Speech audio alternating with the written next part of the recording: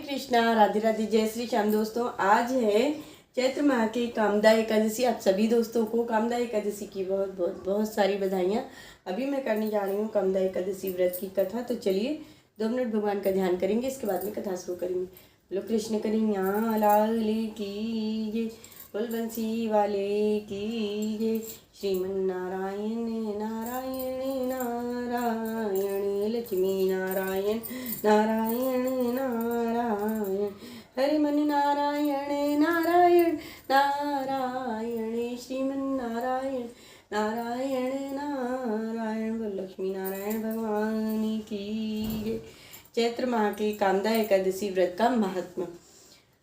धर्मराज युधिष्ठिर बोले, हे भगवान, आपको कोटि कोटि प्रणाम है। मैं आपसे निवेदन करता हूँ कि आप कृपा करके चैत्र माह के शुक्ल पक्ष की एकादशी का वर्णन कीजिए। श्री कृष्ण बोले कि हे राजन, आप एक पुरानी कथा सुनिए जिसको राजा दिलीप से वशिष्ठ जी ने कही थी। राजा दिलीप ने पूछा कि गुरुदेव, चैत्र माह के शुक्ल पक्ष की एकादशी का क्या नाम है? इसमें किस देवता की पूजा अर्चना की जाती है? इसका विधि विधान बतलाइए। सो मुझे आप बताने की कृपा करें। महर्षि वशिष्ठ बोले, हे राजन, चैत्र माह के शुक्ल पक्ष की एकादशी का नाम कामदा एकादशी है। यह सभी पापों का नष्ट कर देती है और पुत्र की प्राप्ति इससे होती है। इस व्रत के करने से पुत्र की प्राप्ति होती है।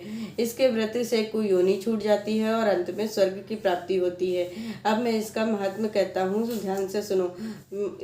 प्राचीन काल में एक भोगीपुर नाम का नगर में पुंडरीक नाम का राजा राज्य करता था। वहाँ अनेकों अप्सरा, गंधर्व, किन्नर आदि वास किया करते थे। उसी जगह ललिता और ललित नाम के 2 स्त्री पुरुष अत्यंत वैभवशाली घर में निवास किया करते थे और विहार किया करते थे। एक समय राजा पुंडरीक गंधर्वों सहित एक सभा में क्रीड़ा कर रहे थे।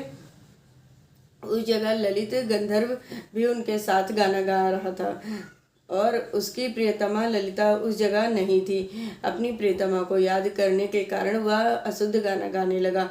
नाम राज कंकोटक ने राजा पुंडरीक से इसकी चुगली कर दी और इस पर राजा पुंडरीक ने ललित को शाप दे दिया कि अरे दुष्ट, तू मेरे सामने गाता हुआ भी अपनी स्त्री का स्मरण कर रहा है। इससे तू कच्चे मांस और मनुष्यों को खाने वाला राक्षस होगा। राजा पुंडरीक के श्राप से वह ललित गंधर्व उसी समय एक विकराल रूप धारण करके राक्षस हो गया। उसका 8 योजन का शरीर हो गया। राक्षस हो जाने पर उसको महान दुख मिलने लगा और अपने कर्मों का फल भोगने लगा। जब ललिता को अपने प्रियतम ललित का ऐसा हाल मालूम हुआ तो वह बड़ी दुखी हुई। वह सदैव अपने पति के उद्धार के लिए सोचने लगी कि मैं कहाँ जाऊँ, क्या करूँ। एक दिन वह घूमते घूमते विंध्याचल पर्वत पर चली गई। उसने वहाँ उस जगह श्रृंगी ऋषि का आश्रम देखा। वह शीघ्र ही उस आश्रम के पास गई और उस ऋषि के सन्मुख जाकर विनय करने लगी। उसे देखकर श्रृंगी ऋषि बोले कि हे सौभाग्य, तुम कौन हो, यहाँ किस लिए आई हो? ललिता बोली कि हे मुनि, मैं वीर धनवा नामक गंधर्व की कन्या ललिता हूँ। मेरा पति राजा पुंडरीक के श्राप से एक भयानक राक्षस हो गया है। आप राक्षस की योनि से छूटने का कोई श्रेष्ठ उपाय बतलाइए। तब श्रृंगी ऋषि गंधर्व कन्या ललिता से बोले कि अब चैत्र माह के शुक्ल पक्ष की एकादशी आने वाली है। इसका नाम कामदा एकादशी है। इसके व्रत के करने से मनुष्य के समस्त कार्य शीघ्र ही सिद्ध हो जाते हैं। यदि तू इसके व्रत के पुण्य को अपने पति को दे देगी तो वह शीघ्र ही राक्षस की योनि से छूट जाएगा। मुनि के ऐसे वचनों को सुनकर ललिता ने आनंद पूर्वक उसका व्रत किया और द्वादशी के दिन ब्राह्मणों के सामने अपने व्रत का फल अपने पति को देने लगी और भगवान से इस प्रकार प्रार्थना करने लगी कि हे प्रभु, मैंने जो व्रत किया है वह राक्षस योनि से शीघ्र ही मेरे पति को छुटा दे। एकादशी का फल देते ही उसका पति राक्षस की योनि से छूट गया और अपने पुराने स्वरूप को प्राप्त हुआ। वह पहले की भांति ललिता के साथ विहार करने लगा। कामदा एकादशी के प्रभाव से पहले की भांति वह अब अधिक सुंदर हो गया और पुष्पक विमान में बैठकर स्वर्ग लोक को भी चले गए।